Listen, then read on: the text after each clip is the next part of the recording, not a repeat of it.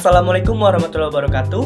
Halo teman-teman semua, selamat datang dalam video pemaparan kami dari kelompok 4. Di sini saya Zufar Izzuddin Rahman dan ada dua rekan saya, Intan Adela Maharani dan Bang Dwi Ridho Aulidani.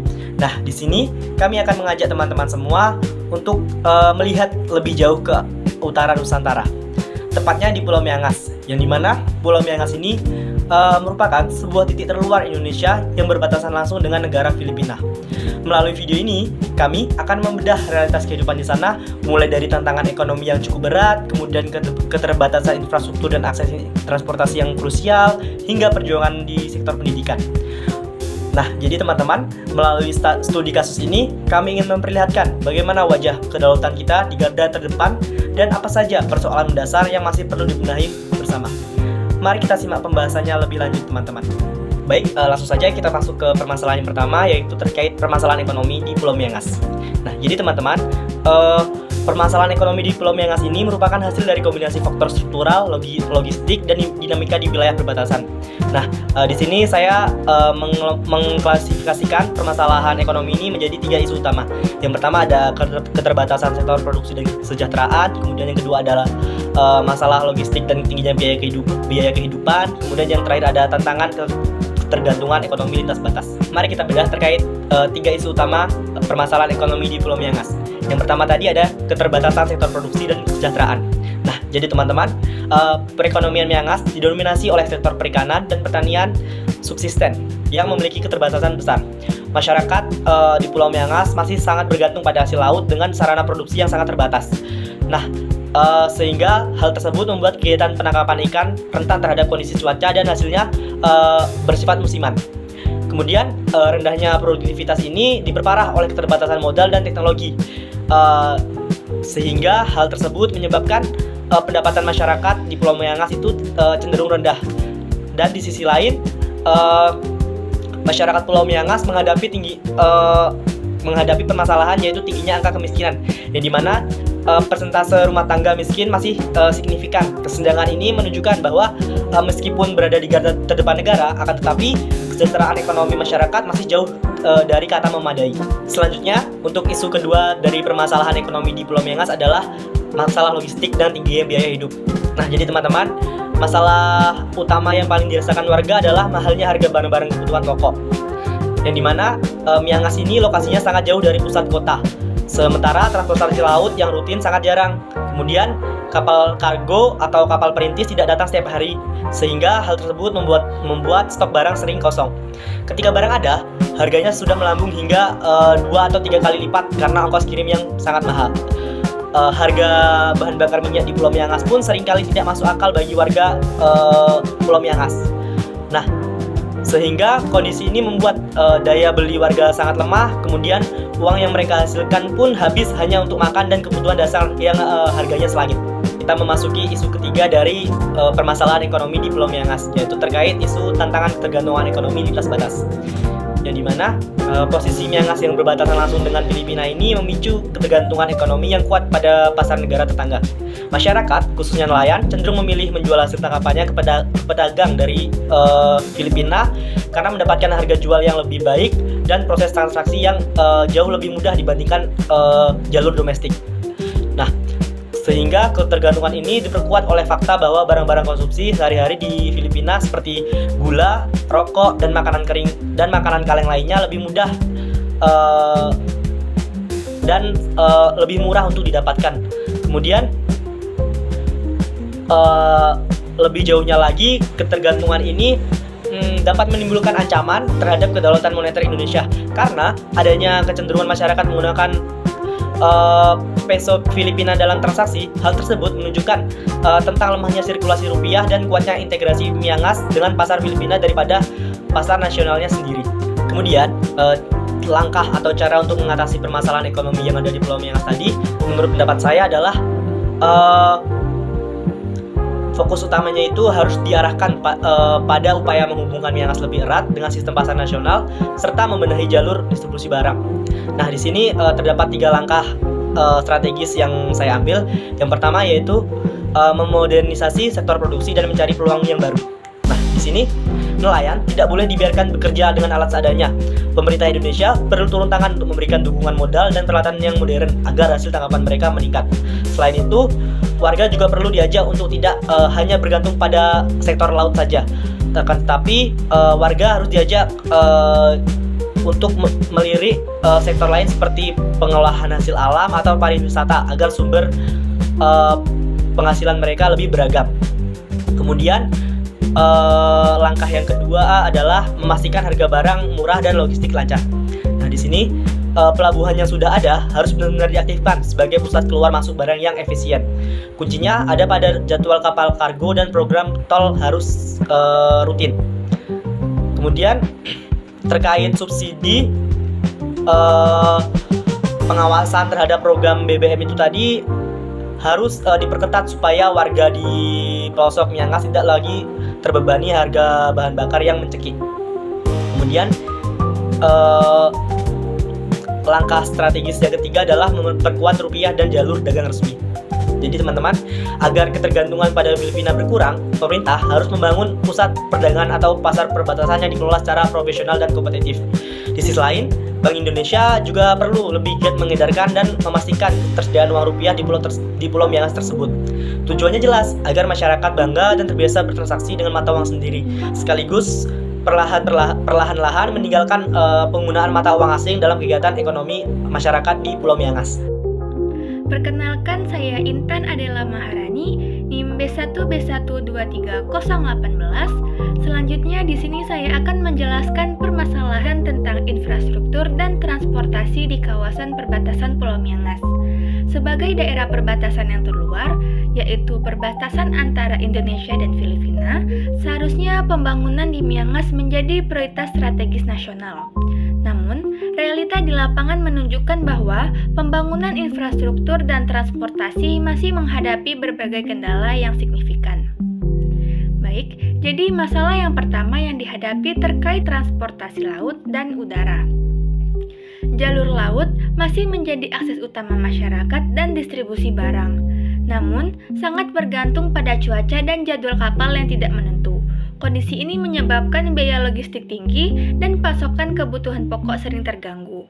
Untuk transportasi udara, pembangunan Bandara Miangas memang meningkatkan konektivitas.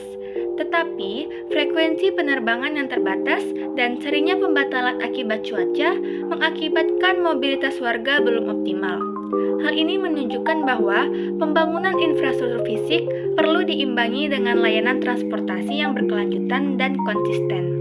Sementara itu, pelabuhan di Miangas belum memadai untuk melayani kapal besar.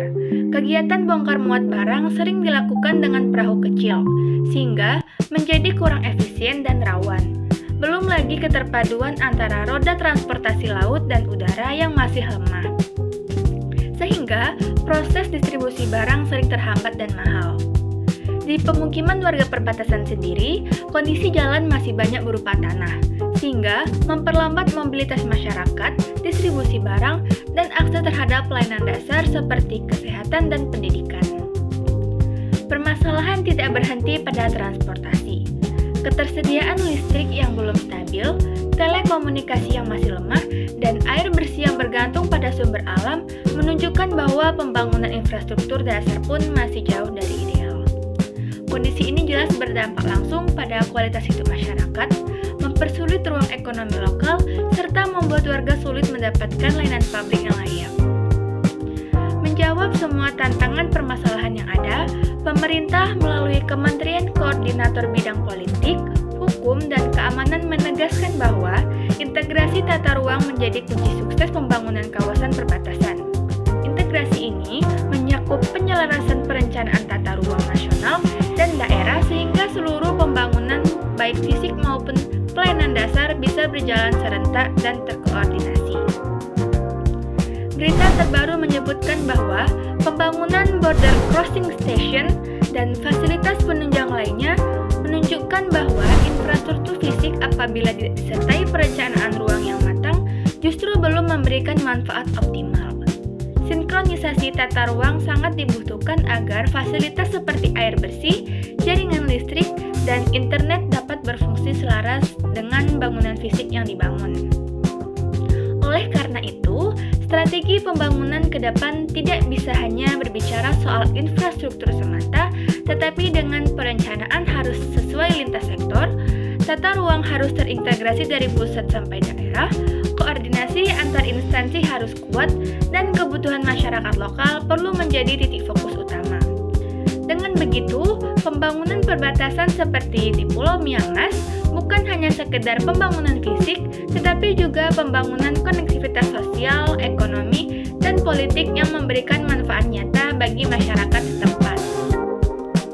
Itu dia pemaparan tentang masalah infrastruktur dan transportasi yang dapat saya sampaikan.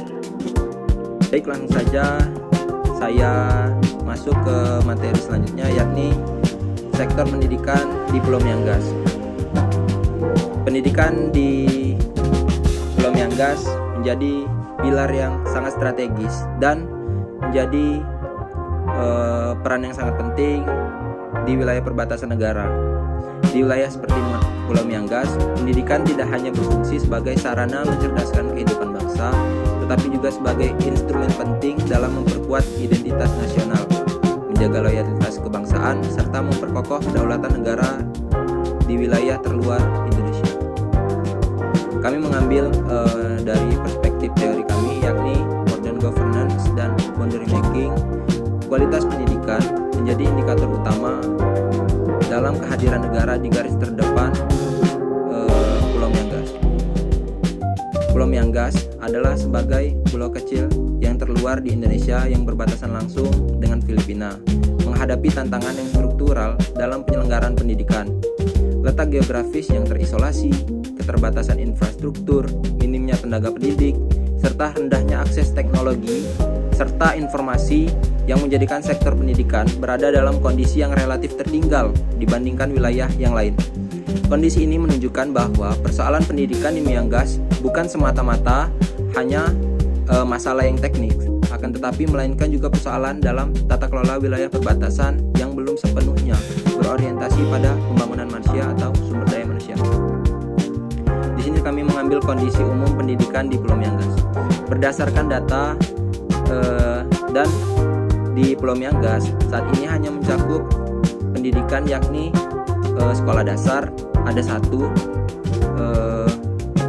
sekolah menengah pertama atau SMP itu ada 5, serta jenjang sekolah menengah atas atau SMA belum tersedia, sehingga siswa yang ingin melanjutkan pendidikan harus keluar dari pulau menuju Melungane atau bahkan Manado di Sulawesi.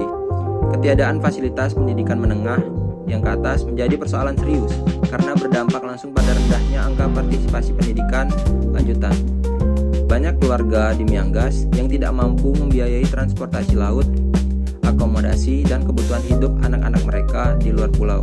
Akibatnya, tidak sedikit siswa yang memilih untuk berhenti sekolah setelah lulus SMP.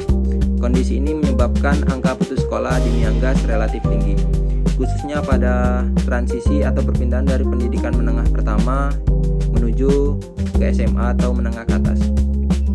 Selain itu, keterbatasan jumlah sekolah dan kondisi sarana dan prasarana pendidikan juga masih jauh dari kata ideal. Beberapa gedung sekolah mengalami kerusakan akibat cuaca yang ekstrim dan minimnya perawatan yang rutin. Ketersediaan buku, alat peraga pendidikan, serta fasilitas pendukung seperti laboratorium masih sangat terbatas, sehingga proses belajar mengajar belum dapat berlangsung secara optimal. Salah satu tantangan utama di pendidikan Pulau Miangas adalah keterbatasan tenaga pendidik dan kualitas tenaga pendidik. Sebagian besar guru yang mengajar di Miangas berasal dari luar daerah dan ditempatkan melalui sistem yang rotasi. Tidak banyak tenaga pendidik yang bersedia menetap secara permanen di pulau ini, sehingga keterbatasan yang minim dan intensif yang tidak berkelanjutan. Rasio guru terhadap murid di Miangas juga belum ideal karena dalam praktiknya satu orang guru itu seringkali harus mengajar lebih dari satu kelas atau bahkan lebih dari satu mata pelajaran. Kondisi ini berdampak pada menurunnya kualitas pembelajaran karena guru tidak dapat fokus secara maksimal dalam pengembangan kompetensi siswa. Selain itu, adapun keterbatasan pelatihan dan pengembangan kapasitas guru membuat metode pembelajaran digunakan cenderung konvensional dan kurang variatif. kami mengambil dari sudut ilmu pemerintahan.